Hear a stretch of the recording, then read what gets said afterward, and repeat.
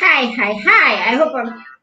Hello, everyone. Good evening. I think I'm live, right? I'm live.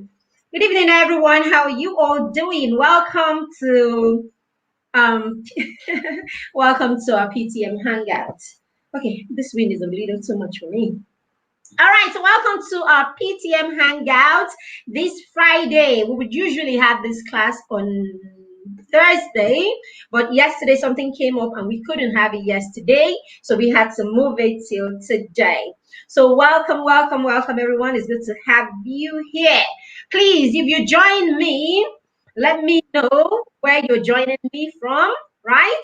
Let me know where you're joining me from, please. If you join me, say hello and let me know where you're joining me from. We're streaming both on Facebook and on YouTube. So if you are joining us from any of these platforms, please let me know that you have just joined me. Okay, now also using StreamYard, and I would like for you very much to, there is this notification right there that says allow StreamYard to give you access. So if you can just click that and allow StreamYard to let us know who you are when you make a comment, okay, then we will be able to see your comments when you make this comment. All right, so in the meantime, if you are here watching, don't just stay in the backstage. All right, don't just stay behind the scene. Say hello and let me know that I have got company. It's always nice to know that you have company. So if you're with me, just let me know you are with me and where you're joining me from. My name is Mary Beth. I am the convener of the group, right? So I'm the convener of the group, and it's always nice to have you. Hello, I can't see who this is, but I can see your comments. It's good to have you. All right. So if you allow StreamYard access, StreamYard will be able to show me who it is that is with me. So you can do that. Okay. All right. So today we are talking about, yep, chat. Hi, chat. It's good to have you. So today we're talking about how you could be a reason. There's no power and the fan is really blowing hard. All right. So today we're talking about how you could be the reason why your child, how you could contribute to why your child is not doing very well in school, or the challenge that your child is having in school. All right, let me turn off this music. All right, good. I love that song. All right, so now let's look at it. Like, let's go right into it. Why why your child may be struggling in school?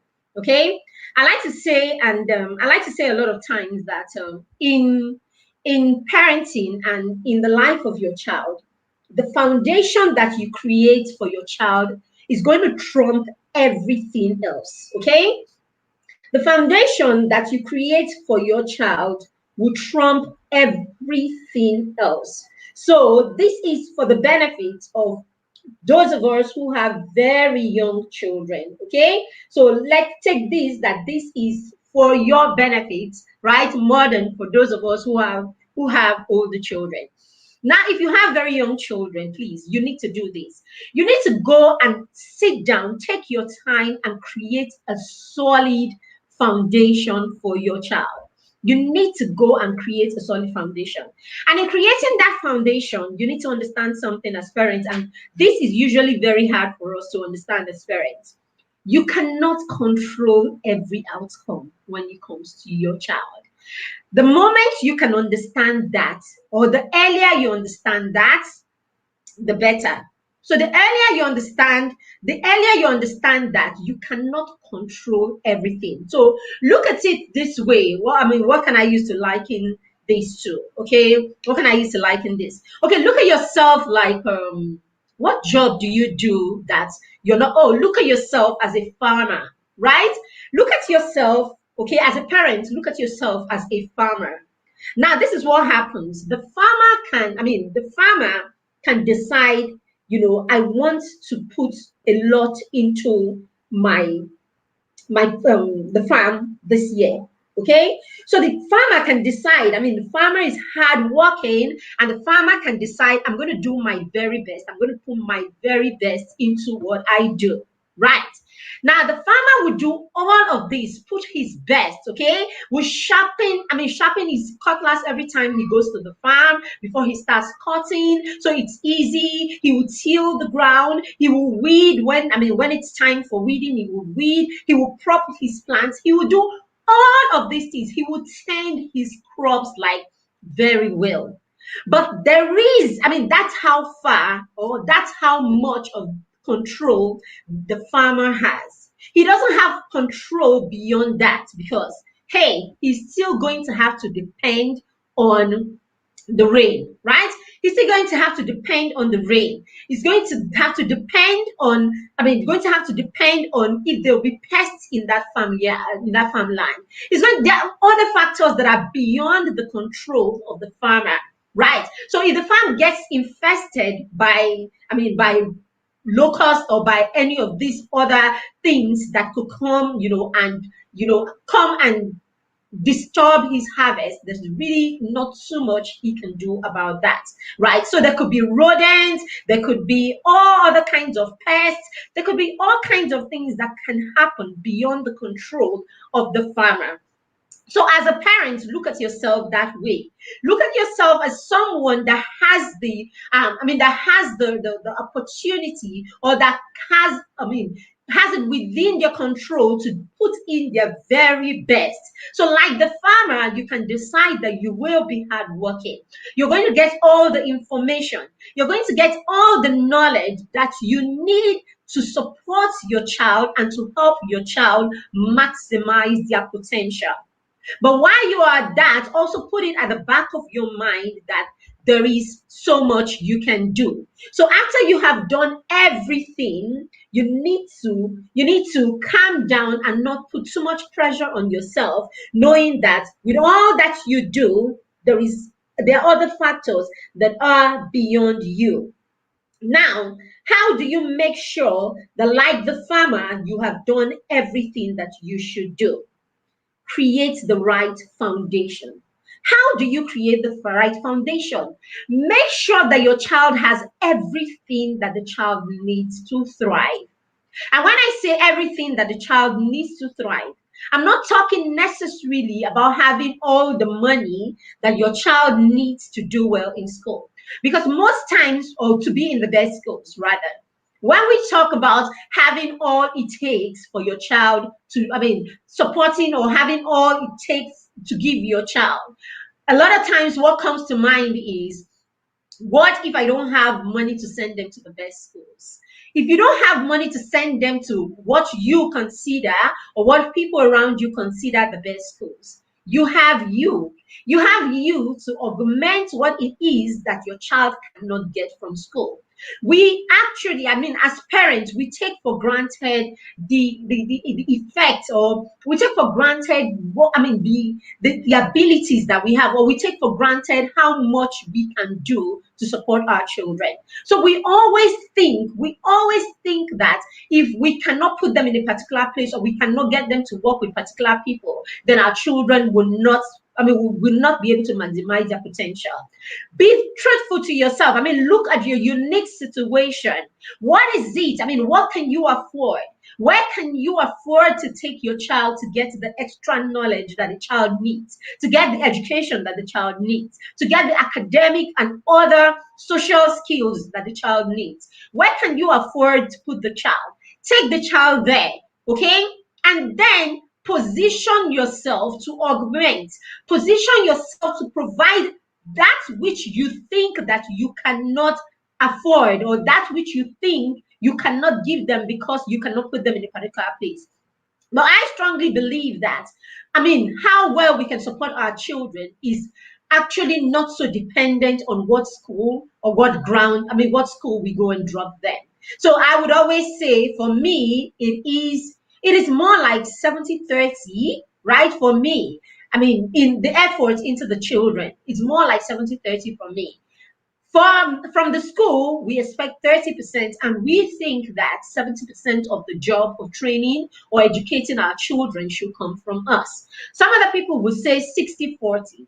Others will say 50-50. Others will say 70-30, more like 70 from the school and 30 from the parents. Look at your unique situation and see what works for you.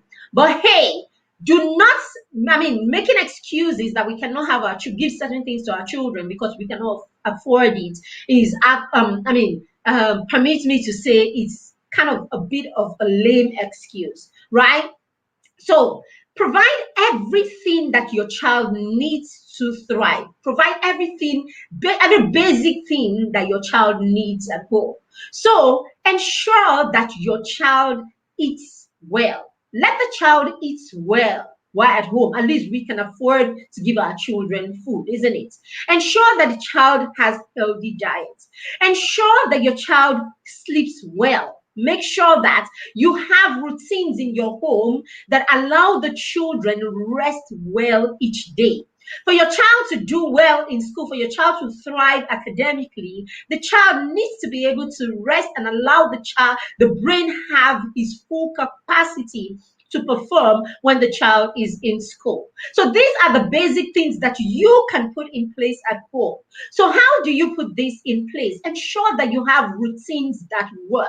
Create routines in your home. Create a system in your home that works such that the basic things that your child needs to be supported at home is available. When we talk support, don't take at face value the things that you hear us talk about. Don't take them at face value and don't conclude as per what they think. That what they are. That's why knowledge is very important.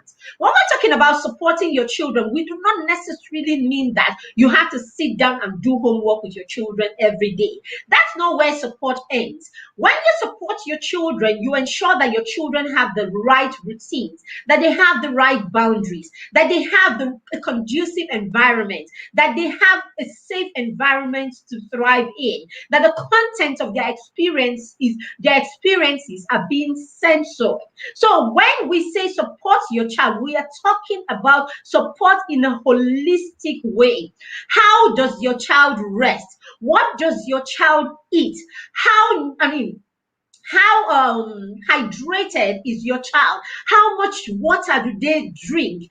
Pay attention to all of these things. This is what being intentional as a parent is. When we say intentional, we're not just saying don't beat your children and don't shout at your children. Many times what happens to us as parents is we create a mind block.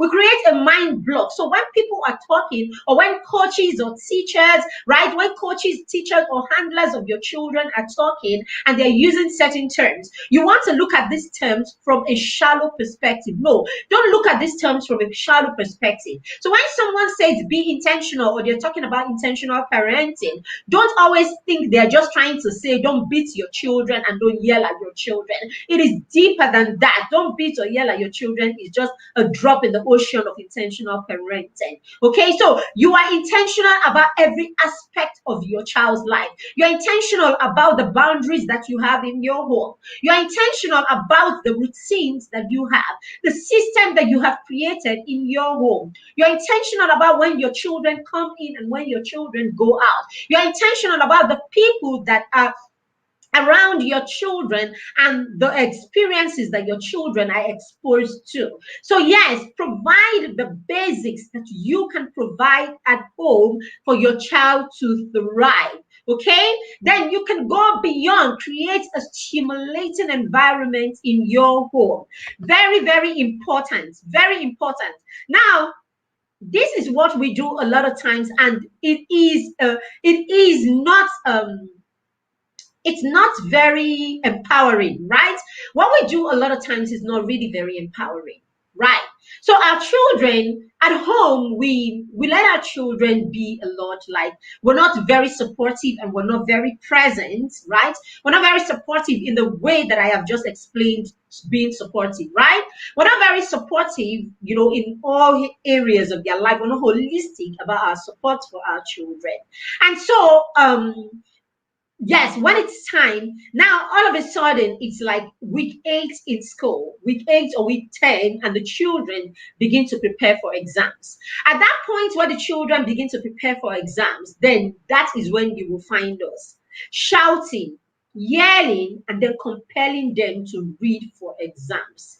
That on its own is, that on its own is negative training, if you ask me. If you're going to tell your child that in life there is a certain time that you have to start preparing, okay, there's a certain time to prepare for life, or there's a certain time to prepare for certain things.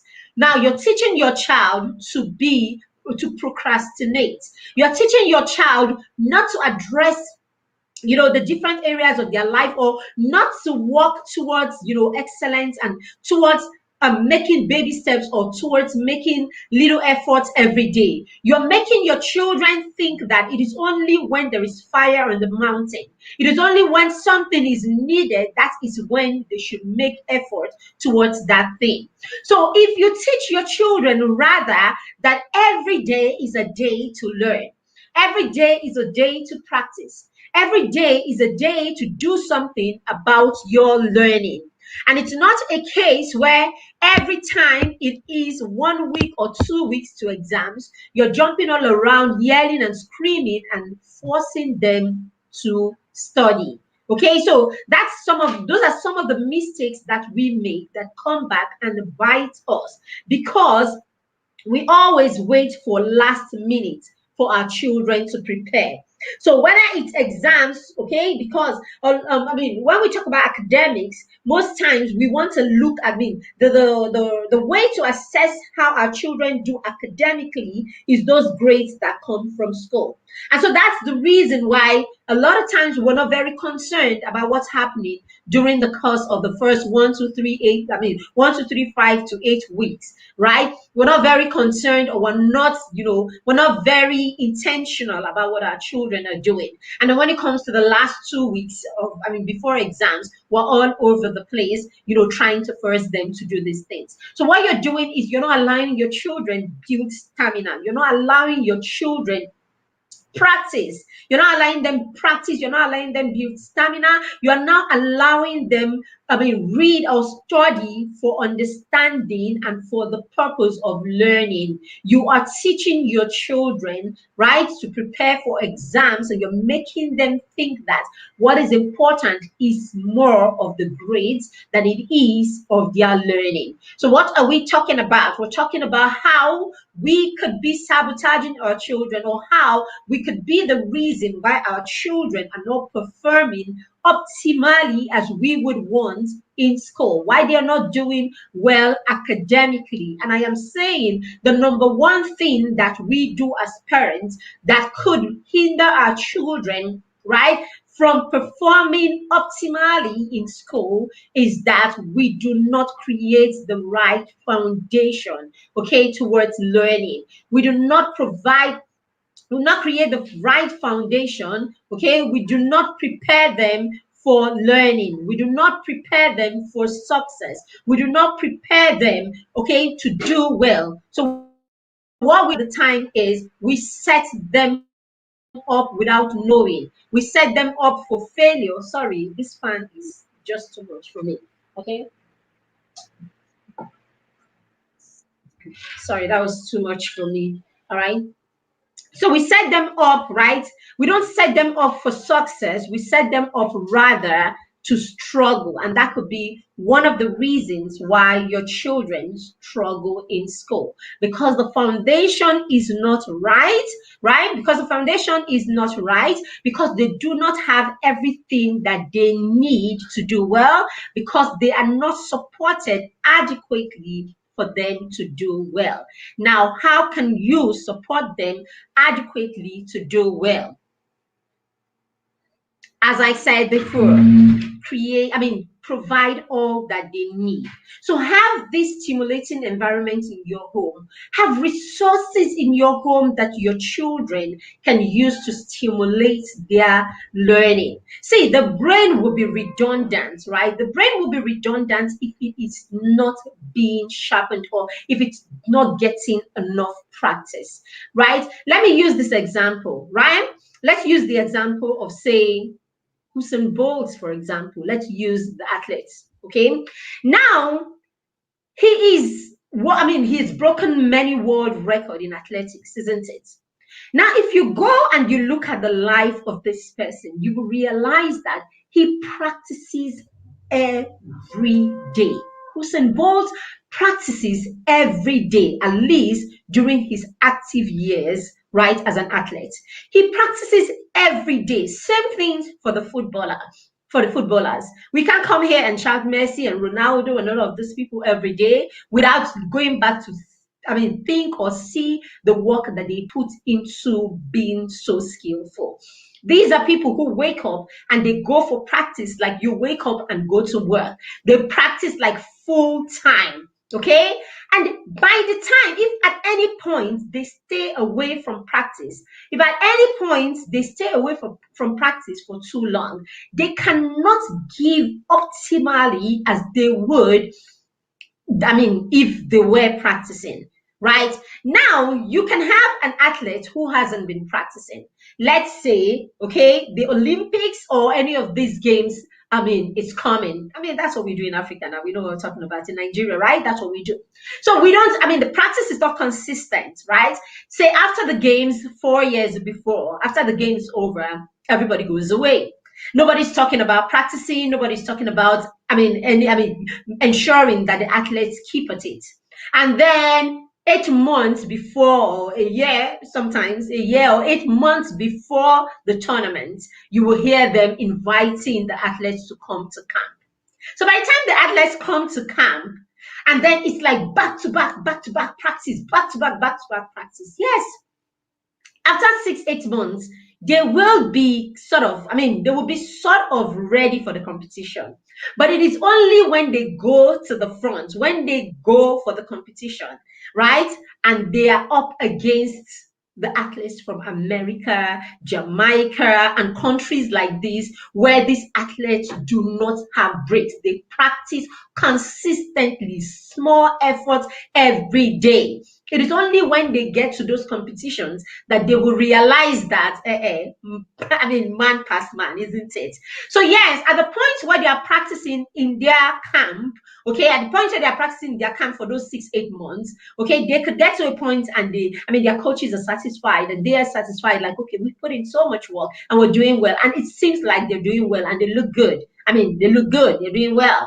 Until they come up against people who have been practicing consistently. So your results cannot be the same.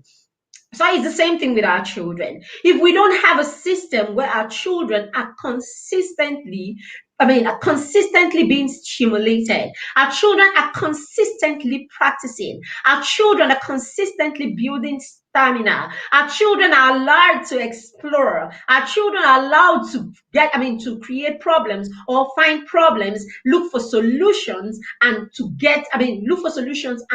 find solutions to those problems. If our children are not doing this consistently, okay, if they're not doing this consistently, when those exams come, when the time comes for them to go to secondary school, when the time comes for them to go to college, when the time comes for them to go, to pursue a particular feat, and then we go back to back, we might achieve what seems like success at that point. You might stretch this child in such a way that the child, makes some huge feats at the point.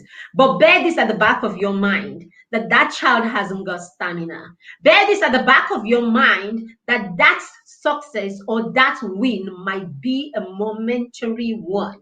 And when you are not there, when no one is there to stretch the child back to back the way you did, the child might just fail, or the child might just fall because the child hasn't built stamina.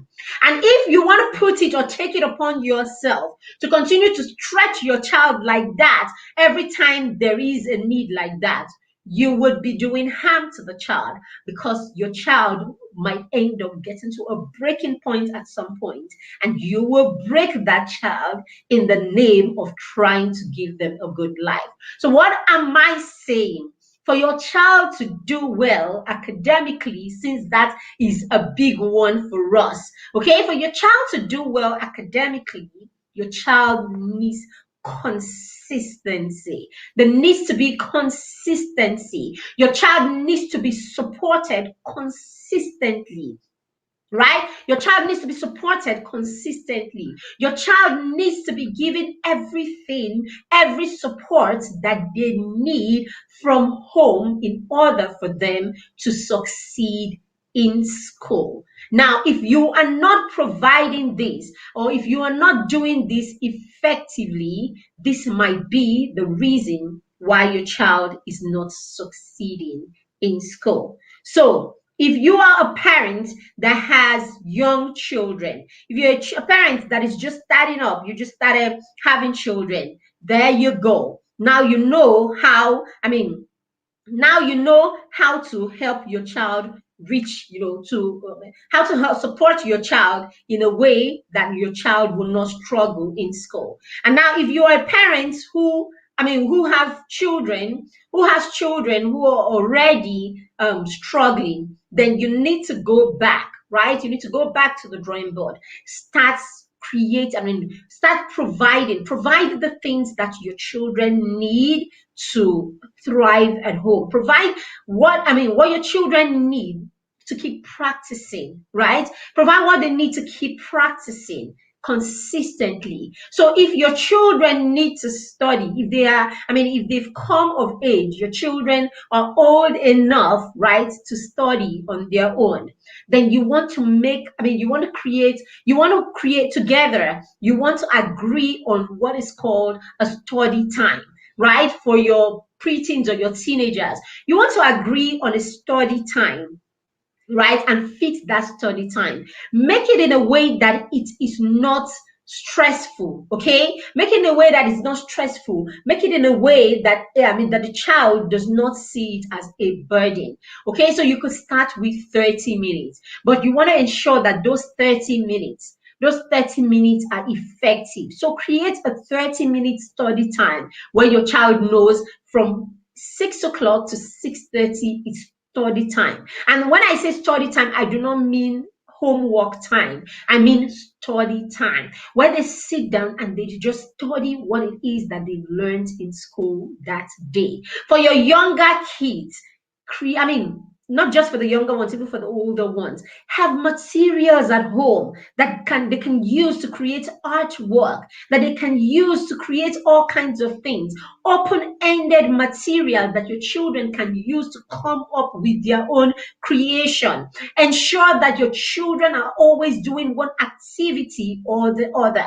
This is how you stimulate them. This is how their brains are stimulated. If the brain is stimulated adequately, as the children grow older and the tasks become tougher, because the brain is highly stimulated, the brain is able to take on so much. The brain is able to take on and stretch and be able to attend to the new or tougher concepts that the children are introduced to. So yes, when your children are highly stimulated, they will thrive. When they're highly stimulated, whatever environment or whatever new learning they are having, they're able to flow into it, because hey, the brain, the ground for understanding or the ground for learning is already stimulated and it's ready. So your child is a learner, and it's very easy for that child to learn no matter how tough, okay, or as things get tougher, right? So that's what you want to do. You want to create that environment. You want to create everything. You want to make sure you have everything for them to thrive. I needed to stretch this and I needed to stay on this enough for us to understand. If you have any questions on this, please just put it in the comments and I will be glad to answer your questions. So yes, your children would struggle in school if the atmosphere at home is not right. Your children will struggle in school if the foundation that was created is not right. Your children will struggle in school if you do not have everything that they need to be supported at home. Your children will end up struggling in school. Okay, good. So the next one we're looking at is, yes, I have said your child should be supported at home. Okay, however, how that support is given is very, very important, because the way that support is given might end up being a stumbling block for your child again. right? Now, what do I mean? So sometimes in the bid to support our children, right? I hope I'm in the group because I can't even see myself on my phone. All right, so sometimes in the bid to support our children, what we end up doing is okay. So sometimes in the bid to support our children, what we end up doing is we end up sorry, I'm hot again. I need to turn on this fan. Sorry, 1 second. Okay. So sometimes in the bid to support our children, we end up what's called that? We end up over supporting them if there's anything like that, right? So in the bid to support them, we end up over supporting them, or we end up making our children totally dependent. We do not train independence in our children. Okay, so the second way that we might end up sabotaging our children or being the reason why our children struggle in school is that we we we do not allow our children become independent learners. Our children are dependent learners. So they are learning, they have support, they have people working with them, but they are not allowed to work independently. Now, very easy how this happens. Lesson teacher. Lesson teacher is how this happens a lot of the times. Now, this is what we do. Your child is your child is 3, right? Or 4. 3, 4. You don't have time. You don't have time to do homework with them. You don't have time to support them and all that. And so what do? You get them a lesson teacher. So the lesson teacher comes. Okay, don't get me wrong. There's nothing wrong with lesson teacher, right? That good. So the lesson teacher comes and it depends on the kind of lesson teacher that you get. Now, lesson teacher is a lesson teacher that has 2 other lessons to do. So he's got 1 hour with your child, right? He's got 1 hour with your child. And in that 1 hour he's got with your child, you expect that your child would do, the lesson teacher will support your child so that the child will do his homework. So lesson teacher comes in and he has 1 hour. And then in some cases, that 1 hour even comes, the child is not even ready. So the child comes out or the child is ready 10 minutes late. Okay? And lesson teacher automatically has 15 minutes. In those 50 minutes, the child has 3 homework that has come from school, thanks to our schools, right? So the child has 3 homework that has come from school. So the lesson teacher drops it there and it is simple. Let's do homework. Number 1. Okay, what is 1 plus 1? Or what is 8 plus 4? Take the counters. Count 8 for me. And then he counts. Ta, ta, ta, ta, ta. Count 4 for me. He counts. Ta, ta, ta, ta, ta. Put them together. Now, what the lesson teacher is doing is the lesson teacher is not allowing your child to think on his own. Lesson teacher isn't allowing your child to think on his own. Lesson teacher is not allowing your child to figure things out. Lesson teacher is not allowing your child to work independently. Remember, mommy or daddy expects that homework should be done at the end of the day because that's the reason the lesson teacher is there in the first place, because you do not even have time. Hi, I can see who is saying hi because I'm using StreamYard. So hi, someone said hi, Maribeth. Hi to you too. Okay, so lesson teacher is not allowing your child work independently. So for that reason, your child, right? 1 second. So lesson teacher is not allowing your child work independently. So we are back to the same thing. Why your child will end up getting that problem right? It is only because someone has supported him to get to that outcome. Do you understand? Now, it is the child that will write the answer. It is the child that will add these things up. But someone has told him what to do. So the child does not maximize his own ability to solve that problem. Now, there are some lesson teachers that will come in and they know better than to spoon feed your child in this way that I'm talking about. Okay, there are some lesson teachers that know better than that.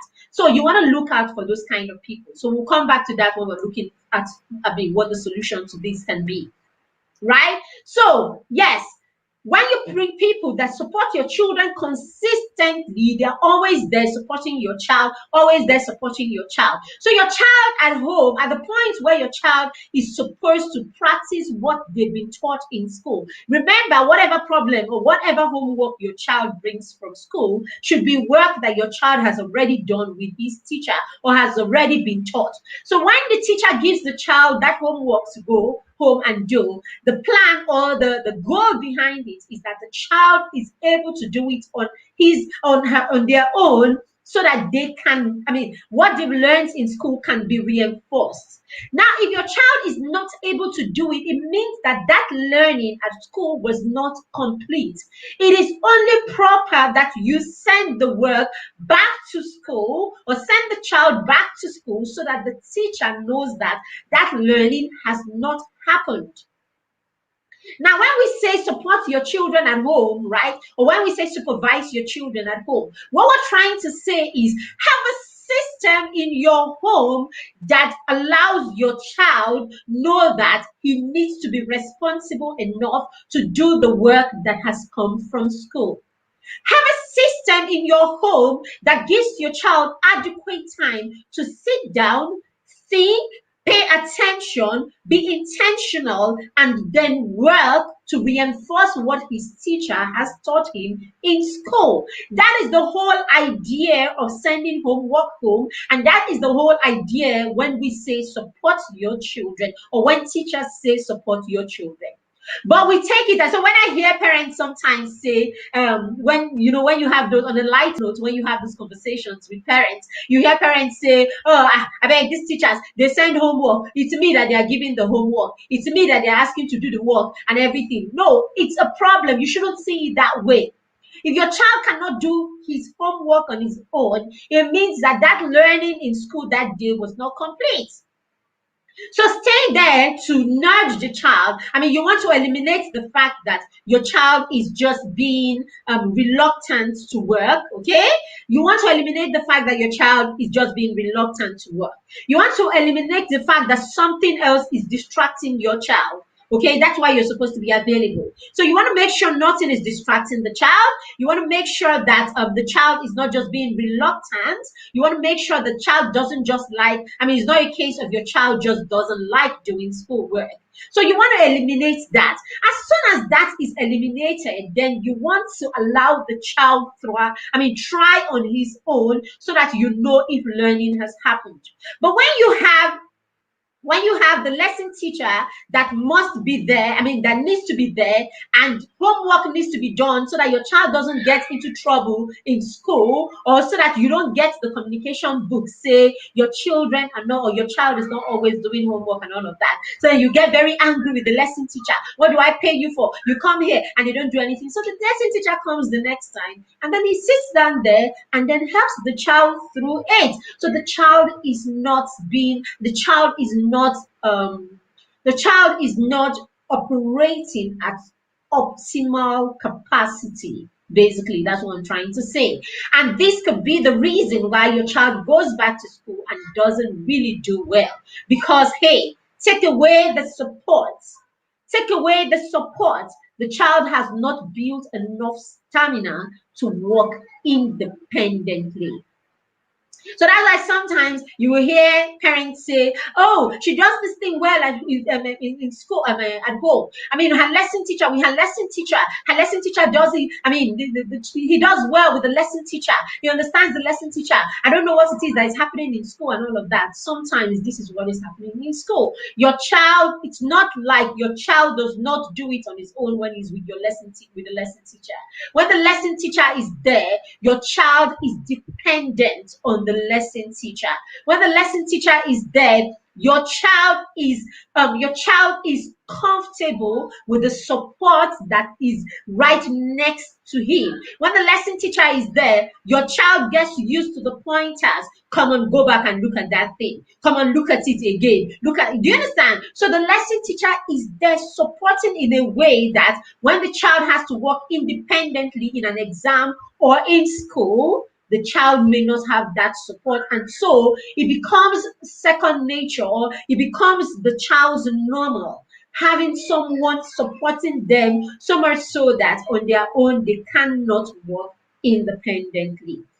So yes, you need to make sure. Now, how do we correct this? How you correct this is this. When you get lesson teachers, okay, I'm assuming that you're a parent that is too busy and you cannot support your child on your own. So if you are that parent, when you get people to support or handle your children, right, when you are not there, ensure that these people are people who understand that independence is a priority for you. You want your child to be able to work independently. So better still, if you can have your child come home early enough to rest for say an hour and then go on and do his or homework on their own. Let them do their work on their own independently without anyone supporting them. So by the time the lesson teacher arrives, let the lesson teacher, hi Abibo, it's good to have you. At least I can see your name. Okay, so by the time the lesson teacher comes, let the lesson teacher be that person that is just looking through what the child has done, right? And is able to try and explain the concept again to the child, okay, and then give the child another chance to practice and do it on their own. It is very, very important that your child has independence when it comes to their learning. It's important that you are nurturing or you are training an independent learner. And independence in learning is something that can happen right from when your child is 3 or 4. Now, I'll give you what I do with the kids. Now, by the time by the time the kids are about 3 years old, okay, 3 years old, what I do with them is when I support them, okay, assuming your child is in school, okay, my kids go to school about 3, right? So when I support them with whatever comes from home as homework, from school as homework or whatever, this is what we do. Okay, hi honey. So first of all, we have the workstation. It is a permanent thing in my home. There's always a workstation. Your child needs to understand that schoolwork should be given priority. So let them understand that there is a place for schoolwork. So let them come, and this is the workstation. Now, while the child has a workstation and the child understands that, okay, and the child understands this is the time for learning. Now, you want to be a bit flexible. If the child says, okay, I would rather lie on the carpet, okay, I would rather lie on the carpet, on the bed, or on the couch and do my work. All you need to be sure of is that the child has not lost focus. If the child can still do the work lying down, that's fine. You are there to supervise and make sure that focus is not lost. So yes, let them report at their workstation. That's where the books are. That's where we establish it is study time, or it is time, for studying or whatever you call it in your home. In my home, we call it study time. So when study time is established, your bag is already at your workstation. So that's where you get the materials, the crayon, the whatever you need for your work, for study time. That's where you get it. Okay, now at that point, you can decide, okay, I would rather lie down and do the work and I won't disturb you. I will allow you do that. Now, while we're working, say with my 3-year-old, I will be there. Oh, so what did you learn in school today? And then she flips, what are you supposed to do? And then I let the children explain to me what they are meant to do. If your child cannot say to you verbatim what the child is meant to do, it means the child does not understand what he or she is supposed to do. Let your children explain to you first what they are meant to do. Let them explain to you first the instruction that they have been given. That is what makes you understand, know if your child even comprehends what he is asked to do. Because a lot of times we don't even we don't care whether our children comprehend. We go ahead and we tell them what they are supposed to do. That is a block in their learning. You are taking away the ability for them to comprehend.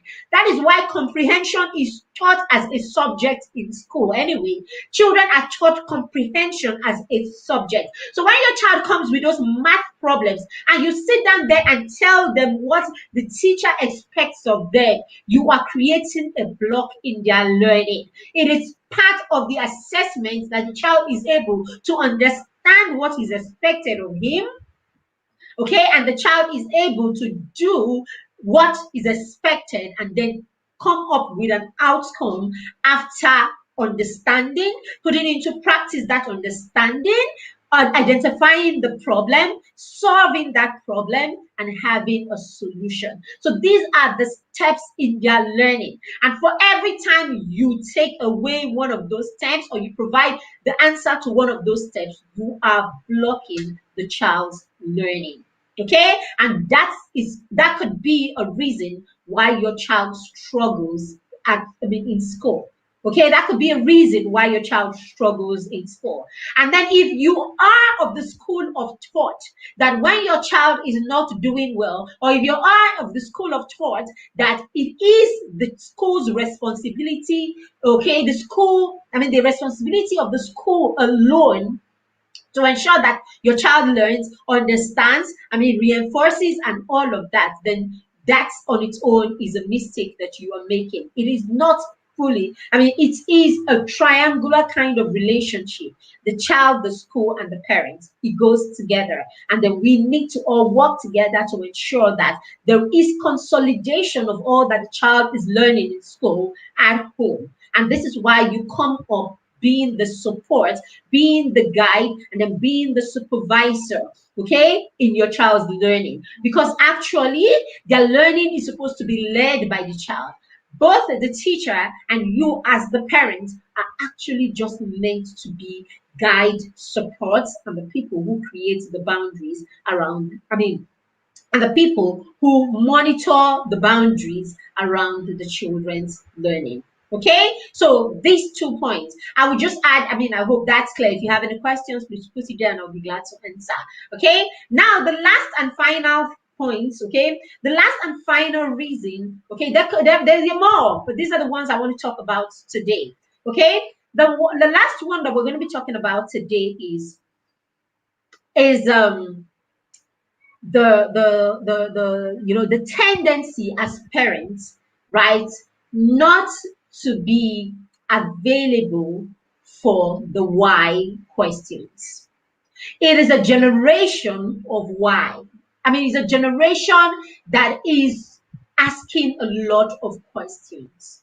Your children will ask you questions. Research has it that the average toddler will ask as many as 200 questions in a day, something like that. Now, your child it is part of your child's learning to ask the question, why? It is part of your child's development to ask the question, why? So if your child is not asking why, then there is a problem. If you have a problem with your child asking you all those why questions, there is a problem. And if you are not if you're not giving answers to those why questions, there is a problem. And if you are taking it upon yourself to give whatever kind of answer, whether it's wrong or right, because you want to appear infallible in front of your children, that is a problem. So yes, your children would ask you why, and it is not rude to ask you why. Go and turn off the fan. Go and turn down. Go and turn off the lights. Okay, go and turn off the light for me. Why? Go and turn off the AC. Why, mommy? Do not tell them Z.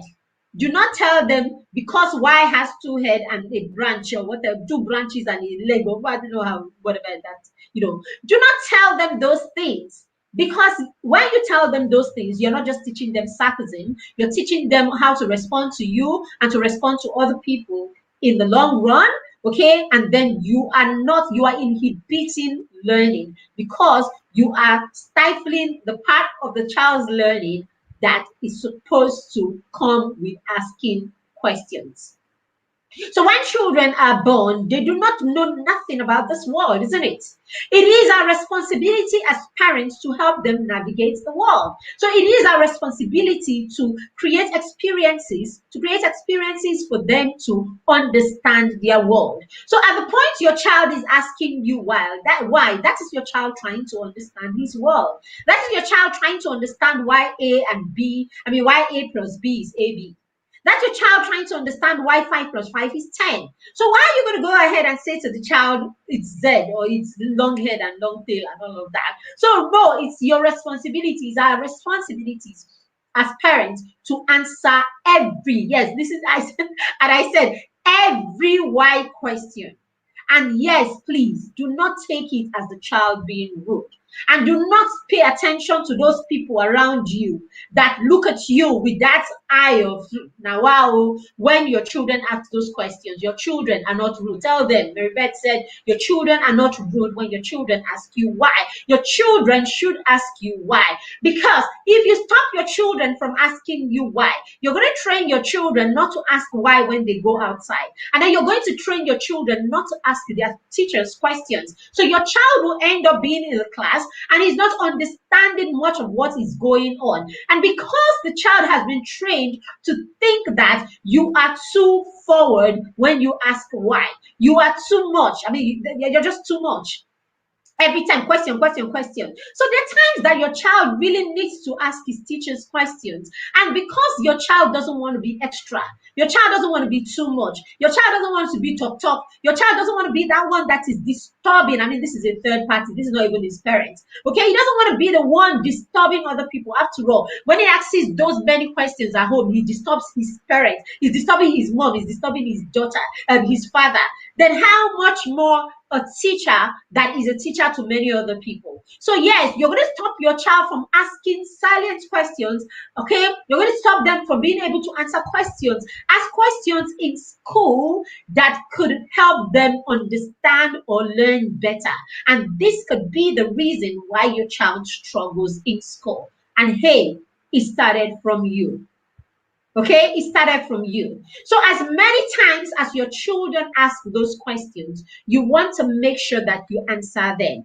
Yes, there are times we are tired and these children can be a bunch. I know. So what you want to do at those times, you want to say to them, hey, sweetie, mommy's a bit tired right now. Can you write that question and put it by the side of my bed? When I finish resting, I will answer. We will talk about it. Okay, say to them, okay, sometimes, okay, when you think of those questions, just write them and slip them under my door. In the door, let's assume the door is locked, or just put them on my bed when I'm not here. Okay, so that the question, they don't rush at you with those questions when you come back home. So teach them.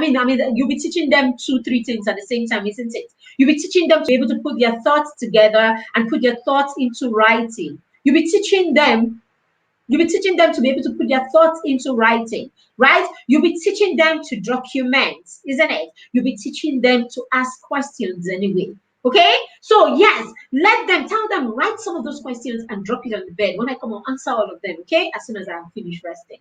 Okay? Or at the time that they come to you or they come at you with those questions, have these pretty cards. Okay? I used to do it when my son was younger. I have this really pretty fluorescent cards. I will cut them nicely and then I have them in my drawer, next to my bed. So when he comes with the question, I'm like, okay, I'm going to give you a fluorescent paint. I'm going to give you a fluorescent card and all of that. And then I'm like, how many do you want? And then he tells me 4. So I take 4 and I give it to him. So that's enough. The fluorescent card is enough for him to want to ask questions. So that's another way to create, to open the line for communication between you and your child. It's another way to open the line for communication. It's another way to, encourage communication. And hey, sometimes we restrict our questions, right? We restrict our questions to academics and all that. No, you want to broaden it. You want to stretch it. Stretch it and ask your children all kinds of questions. Ask them about their friends. How was school today? Oh, how did it go with Temide today? How was he? You know, be interested in every aspect of your child's life. Be interested in every aspect. So ask them what happened in the playground. I can imagine what happened in the playground. Did you get into a quarrel? Did you do this? Did you do that? Ask them direct questions like that. Let them know that you're interested. So ask them what happened in class. Ask them what happened in the playground. Be specific about your questions. Oh, what happened?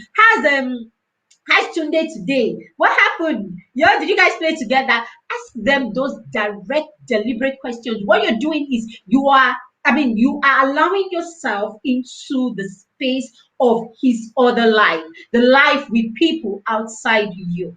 And so before you know it, your child will understand that. It is a relationship. It's not just their relationship. It is our relationship. So they don't think that what happens with their friends is not something you should know about. It is they and their friend, that relationship. So when you're into your child relationship, not in a way that you're nosy, not in a nosy way, in a way, in a familiar way, like, okay, I care about you and everyone that is important to you. So open that line of communication. So when you do that, you find out that there is no restriction. So when your child has problems with school or has challenges from school, okay, or with anything, the child will be willing. And then you have those beautiful fluorescent cards so that it's a reason for them to poke themselves or for them to think deeply about what they would.